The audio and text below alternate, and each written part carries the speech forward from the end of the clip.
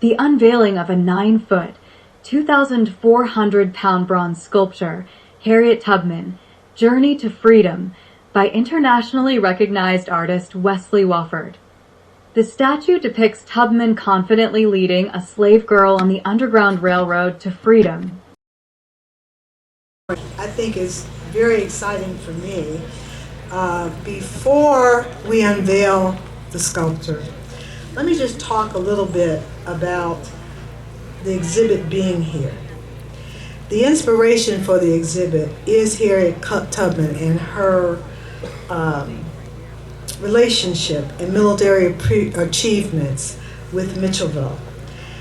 We are in partnership with Historic Mitchellville Freedom Park is collaborating with the Office of Cultural Affairs for Hilton Head Island to present this exhibit.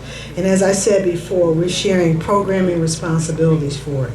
The exhibit will be here in the park from, it's been here since December through May 2025. And so all of you have an opportunity to engage with the story. Now, let me talk a little bit about the gentleman who is the sculptor of this. Wesley Wofford is known for his dynamic and emotional works. His wife, Odyssey, told me earlier he speaks with his hands. He began his career, of all places, in Hollywood as a special effects artist, after earning both an Emmy and an Academy Award for his work in sculpture. He came to North Carolina, where he currently resides. Because of his very background, his monumental work brings untold historic narratives to life, which you will see in a minute. Today, his public sculptures are installed in significant areas across the United States. And when I spoke with Mr. Wofford earlier, Mr. Wesley, you could feel the passion that he has for his work and the passion for this particular project. I would like to recognize, as he comes up, his partner, Odyssey. I love that name. And he says to me, I work with my hands, she does everything else. She puts it where it needs to be. She tells me where to go. I kind of love that about her. So we're going to do this a little differently. Before we sit down, I'm going to ask Wesley if he would join me to unveil his work. And I would like Ahmad, Ward, and Lola Campbell, and I'd also like our partner, Ms. Stone, to come up to be present for this unveiling. Wesley.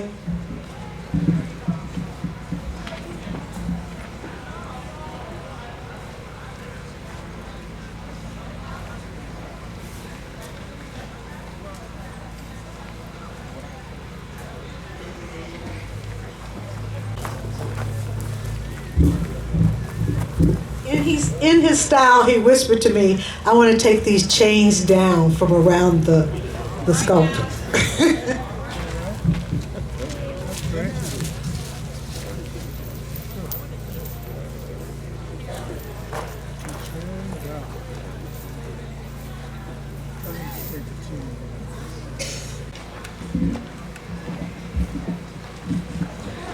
I'm going to take a little personal license and ask Natalie Harvey. Natalie, come on. Natalie's with Culture HHI at Office of Cultural Affairs, which partnered with us on this, so she needs to be up here too.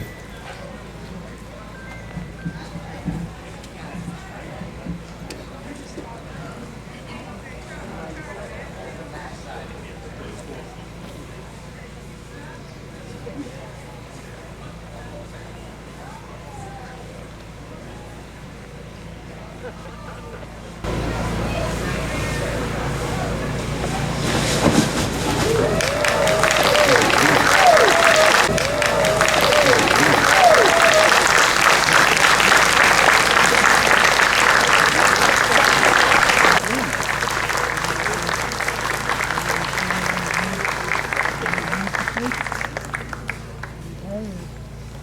give you a moment just to take it in, and then Wesley and I will talk about it.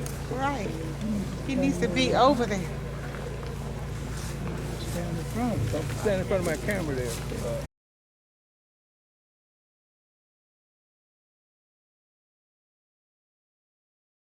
Talk to us about how you approach the sculptor and the story. We keep trading places here.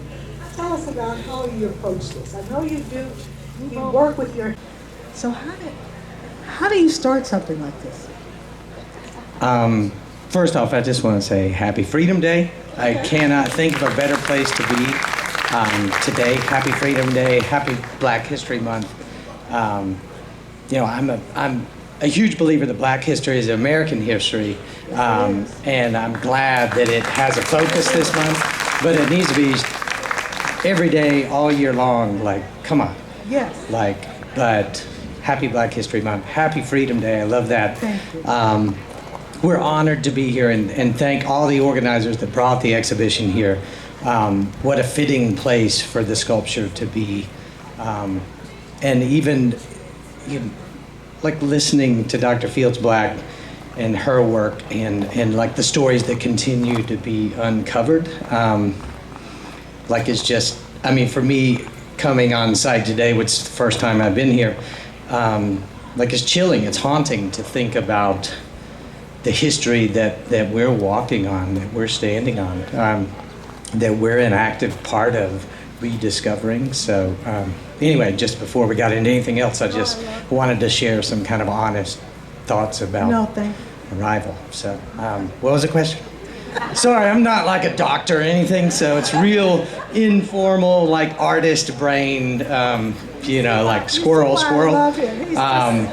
Yeah, so I apologize. Yeah. So talk about how you approach the statue, knowing what you know.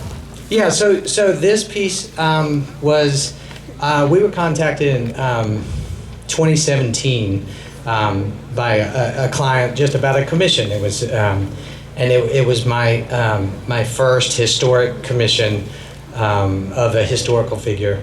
And it was a very benign sort of conversation of, you know, we would like a statue of Harriet Tubman, maybe a child to be involved.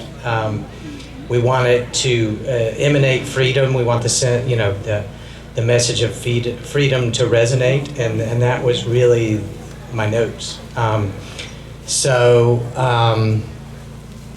Yeah, I mean, like listening to the doctor talk earlier, so much of my work is rooted in history. Like I love history. It was my favorite subject other than art in high school, and so starting to do deep historical dives into who Harriet Tubman was.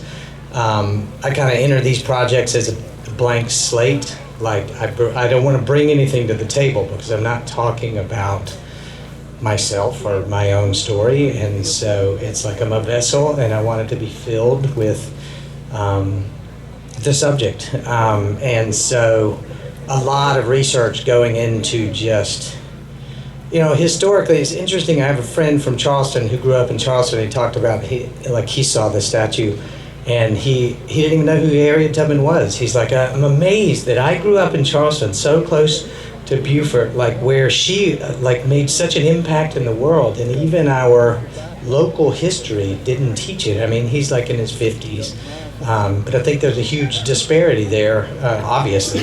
But yeah, so to create this piece, it was digging into that, and then it was trying to think about how, like, I think sculptures are empathy machines. They're engines for narrative conversations that are outside of filmmaking or writing, where those mediums have like a vocabulary that they can use. And so I think in visual adjectives. And so really it was starting to dig into what did I want to convey, obviously the message of freedom and what the arc of her life story meant. And started to think about, like feel, not even really think about it, moving into like a feeling of, because I want the viewer to feel it, and so if I'm immersive and I can feel it, then hopefully that will translate. So starting to think about what adjectives can I use to have a conversation. So like this hand represents determination, and so it's very specific. And by the way, this sculpture is meant to be touched and loved, and you can step up here, and the organizers are probably having a heart attack that I'm saying this, but you can touch her and feel their hands and feel the strength from them. That's why we took the chains down. They might put them back up after this event, so it's very special. But so determination, fear, protection, trust. There's a grasp there.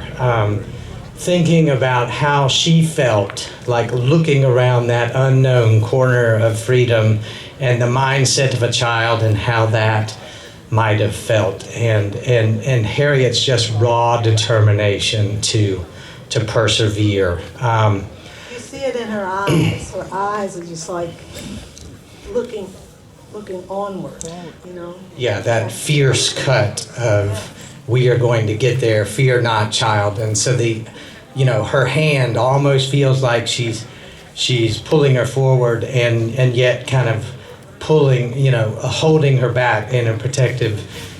So there's lots of little details like that. One of the big revelations about how to present it is how to, so there's like logistical things. When you're doing two figures, you got to figure out how you're going to connect them to the ground, or how things are mounted. And so the base itself became part of the narrative, in that if you look from a bird's eye view, it's the Delaware, Maryland Peninsula. And the shackles that are broken back here are actually in the Cambridge area, which is where Harriet, who was born Araminta Ross, in Maryland. And so that back here represents her having escaped from the area and then continually returned to liberate others. And then thinking about that sort of low point in American history and how once she crossed that state line, like she had an elevated plane of existence in Pennsylvania. So that invisible state line where she was enslaved on this side and free on this side. So I wanted that to convey that. So this represents Pennsylvania, and actually Philadelphia is kind of right here, which is where she landed. So those are some of the little kind of symbolism and details that are embedded in it. That's fascinating.